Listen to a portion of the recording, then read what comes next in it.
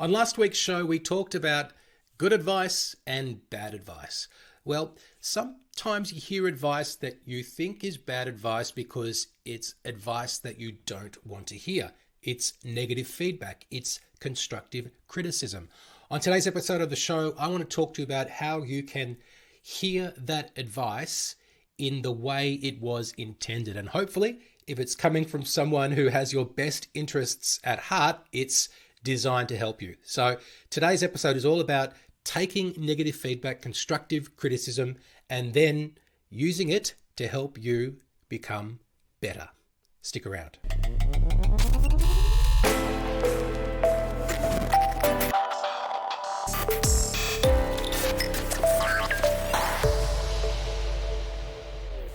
Hello and welcome to episode 103 of CRE Success, the podcast. My name is Darren Krakowiak and I'm here to help commercial real estate leaders to develop their people and to grow their business. Now, I know you might be listening to the topic of today's show and think negative advice is not something that I'm likely to hear because there's nothing that I could improve upon.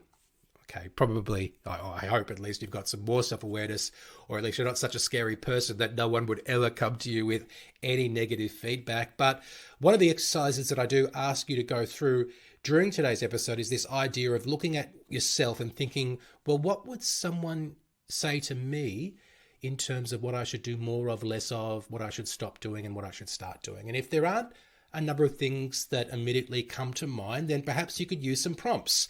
And if that is you, I want to share with you the 10 ways to kill it in commercial real estate. This document tells you some things that you can do more of and less of and stop and start to become a higher performing commercial real estate professional. If you want to get your hands on that document, you can go to cresuccess.co/10. That is the number 10, the actual numbers. So cresuccess.co/10 and grab your free copy of the 10 ways to kill it in commercial real estate. Now, today's episode is brought to you by my friend Whitney Sewell, a wonderful guy from LifeBridge Capital, and he hosts the podcast, the Real Estate Syndication Show, which I was a guest on, and I'm going to hand over the reins now to Whitney to take us through today's discussion. What helped you to grow in your leadership abilities? And then let's help the listeners and myself do the same. I think one thing that helped me grow, one point in time in particular, was when I was put through a leadership assessment, which included a 360. And a 360 is a process that sometimes corporates do where they'll ask your peers, people above you, people below you, and people external to the organization just to provide some feedback about how they perceive you. And I got some pretty brutal feedback in that moment that included that I was pretty bad-tempered and that I was seen as arrogant. So that was a bit of a wake-up call for me that if that's the way people saw me, then perhaps I needed to make some changes, and I did. And once I started focusing more on those areas, I started to do a lot better with my interpersonal skills, with leading others, helping them be better, and also being a more effective leader. And I was continually given more responsibility to the point where I was leading a business with 300 people. So that was a real sort of inflection point for me, understanding what my blind spots were and actually getting to work on them. So I think if you're willing to do a little bit of introspection, or if someone sort of comes and hits you in the head like they did with me and tells you exactly what's wrong with you, although they didn't tell me everything, they told me a few things, then that can be a really great opportunity for you to work on some things that can help you be the best leader that you can be, so you can help others to be the best that they can be. Wow, that's hard to hear, right? When you're receiving that feedback, I wonder, was that anonymous, or was it not? How many people, would that have been? It was anonymous feedback, and I'm probably being a little bit hard on myself as I'm recounting the story now, but they were the two consistent things that came through. A number of, they would say something like, what's something that Darren needs to work on? And, maybe the answer was his temper, ? Or other people may have said, oh, he's good, but he knows he's good. So that's basically arrogance, right? So, that was something that I needed to dial back a bit. And probably the 3 A's that I needed to work on was my arrogance, It was my anger management, but also alcohol. But no one warned me about my alcohol. I had to learn the hard way about my drinking, and I don't drink anymore. I have been without alcohol for 2 years. So yeah, it was kind of hard to see, but it was anonymous as well. So I couldn't actually track down the people that say, I can't believe that you said this. So they were protected by the process. That's great. It's great that you were able to receive that feedback and do something about it, right? That it was constructive and it built you better, right? It helped you to change. Speak to just receiving that. I can see many people are, being very angry, right? Receiving feedback like that. Speak to being able to be willing and humble, I guess, which is so difficult, right? To hear things like that. How were you able to do that at that time?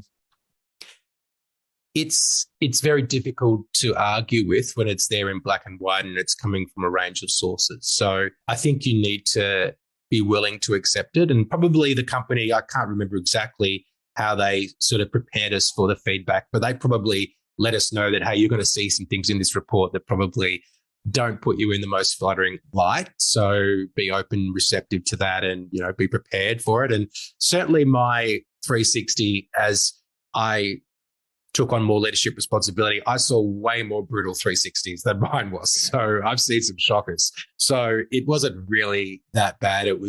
I took it okay. I took it on board, and, I saw it as a learning and growth opportunity. And what was really good was when I did another 360 a few years later, when I'd moved organizations and looking at those key areas, when it came to anger management, for example, the worst thing that somebody said was, we can tell when he's upset because of the look on his face. And so I'm like, okay, well, that's real progress, because they're not saying that I'm like an anger management crazy person, for lack of a better term, just that we can see when he's upset. And I'm like, well, I'm human, right? If I'm not throwing things and yelling or swearing or anything, but you can just see on my face that I'm a little bit uncomfortable with what's going on, then I've made real progress from where I was. So I was happy to hear that comment. Yeah. It's incredible. I love the 360 thought process and creating that path for other people around you to provide feedback anonymously. I think this could be so helpful. Speak to now, like helping us create that environment like that, where, other people, we're helping other people on the team succeed, right? And we're just leading in that way.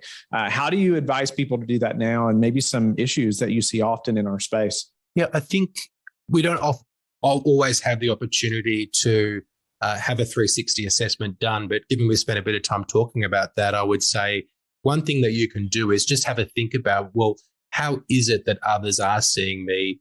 And what is it that they're likely to advise me to do more of, to do less of, to start doing and to stop doing? So that simple framework, more, less, start, stop, and thinking about the type of advice that you'd be getting from someone who has your best interests at heart can be some good things to think about. Now, you may not be able to pick up all of the things that they may say, but if you start thinking about other people's perception of you, that's going to be a good place to start. At the same time, leadership is not a popularity contest. So I don't think that you should be necessarily trying to do things that are going to make you well liked. It's more about being respected and taking on the responsibility of the role. And one problem that I've identified in commercial real estate, but I think it's a common problem throughout a lot of industries, particularly sales-based industries, is that a lot of people who are put into leadership positions are given that responsibility as a reward for their high performance, as opposed to them showing an inclination towards wanting to take on that responsibility or demonstrating a capability to be able to perform in that role. And I think often people take on the role because they think, well, it's a bigger offers, it's a bigger title, it's a bigger commission check or a profit share.